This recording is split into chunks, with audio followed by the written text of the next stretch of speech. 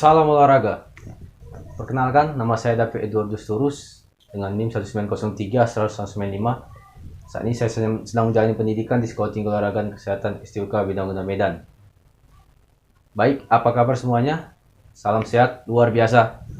Saya harap kita semua tetap sehat di masa pandemi COVID-19 saat ini dan tetap mengikuti protokol kesehatan yang ada.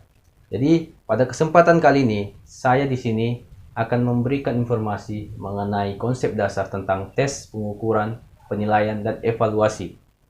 Ya, jadi saya harap dengan informasi yang saya berikan mengenai konsep dasar ini dapat memberikan pemahaman dan pengetahuan serta penalaran yang kuat kepada pendengar semuanya untuk bisa lebih memahami tentang konsep dasar ini dan bisa diterapkan dengan baik.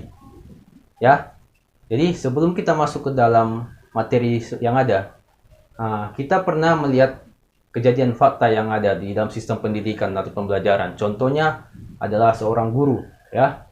Bagaimana kita mengetahui suatu karakteristik pribadi seorang murid apabila kita tidak melakukan tes dan pengukuran? Karena banyak sekali guru yang melihat murid-muridnya dan menganggap muridnya itu lemah tanpa melakukan sebuah tes, ya. Jadi di situ muridnya atau siswanya tidak melakukan tes, tapi dia memberikan kesimpulan bahwa murid-muridnya tidak bisa melakukan apapun yang ia perintahkan.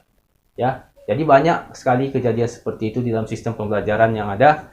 Jadi untuk itu, makanya di sini saya akan memberikan sedikit informasi agar meningkatkan pemahaman dan memberikan perbaikan terhadap perilaku yang ada. Oke. Jadi saya akan masuk ke materi yang pertama, yaitu mengenai tes. Tes ini adalah suatu kegiatan yang dilakukan dalam bentuk pernyataan yang ada yang sifatnya sebagai alat ukur terhadap suatu individu agar kiranya apakah ia layak atau tidaknya masuk kriteria yang telah ditetapkan.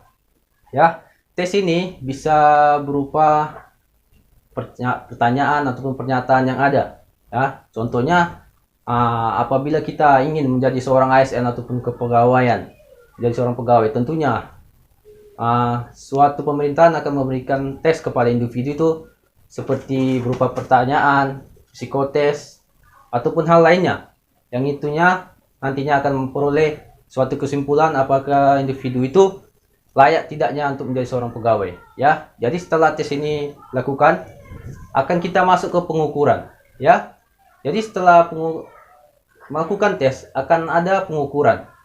Pengukuran ini adalah berupa data kuantitatif, apakah seorang individu itu telah masuk ke dalam penilaian-penilaian yang ada yang telah ditetapkan oleh seorang pemerintahan, contohnya.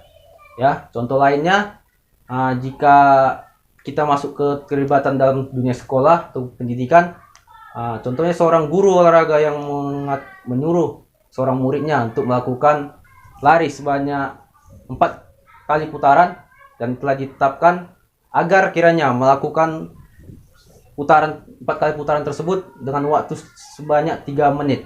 Tetapi dari hasil pengukuran yang ada, kebanyakan siswa melakukan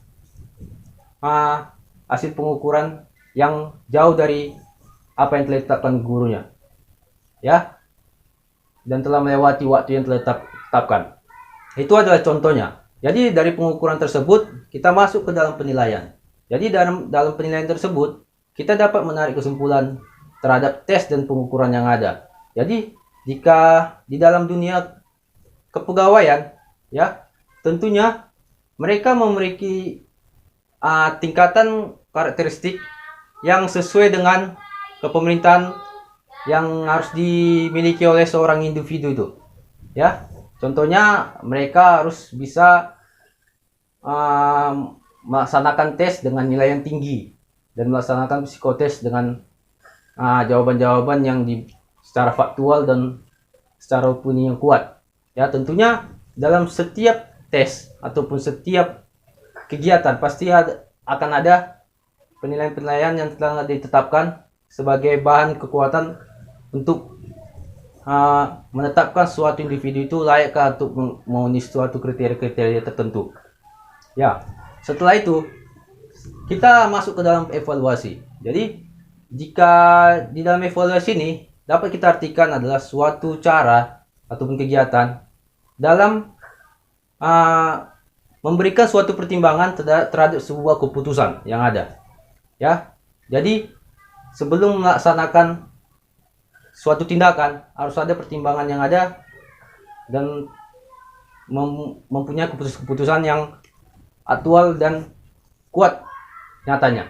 Contohnya adalah jika kita kaitkan dengan dunia pendidikan. Jika kita kaitkan dalam dunia pendidikan, kita tidak hanya bisa melihat evaluasi dari seorang murid yang harus memiliki daya ingat yang kuat, kompetisi dasar baik kognitif, afektif dan psikomotor yang baik. Tapi kita di sini juga bisa melihat evaluasi dari guru tersebut, ya. Bagaimana cara guru tersebut menerapkan suatu konsep-konsep yang sesuai dengan keseimbangan terhadap perkembangan siswa tersebut. Ya, jika itu layak diterapkan, maka hasil evaluasi itu akan memperoleh hasil yang optimal nantinya jika diterapkan, ya. Jadi itu adalah contoh jika kita kaitkan dalam dunia pendidikan.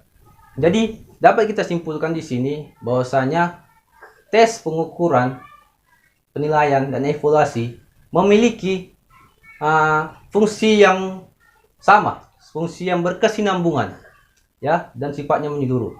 Jadi jika kita lihat, tes tidak bisa dilakukan tanpa ada pengukuran, ya, dan pengukuran tidak bisa diperoleh tanpa adanya penilaian, dan penilaian tidak bisa kita berikan tanpa adanya sebuah evaluasi. Jadi di dalam tes pengukuran, penilaian dan evaluasi harus bisa ditetapkan secara berkesinambungan untuk mendapatkan hasil yang optimal terhadap apa yang kita inginkan, ya.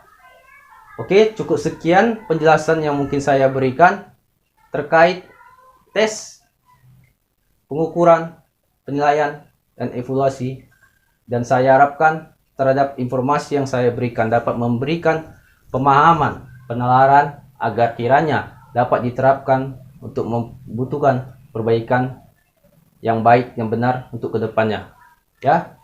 Cukup sekian dan terima kasih dan salam olahraga.